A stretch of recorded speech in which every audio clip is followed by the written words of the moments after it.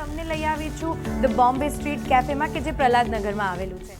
Bombay street કેફેમાં બોમ્બેથી chef અહીંયા આવીને એની રેસીપીને develop કરે છે, જેથી તમને બોમ્બે સ્ટ્રીટનો અસલી સ્વાદ એકદમ અહીંયા ચાખવા મળી જશે. તો ચલો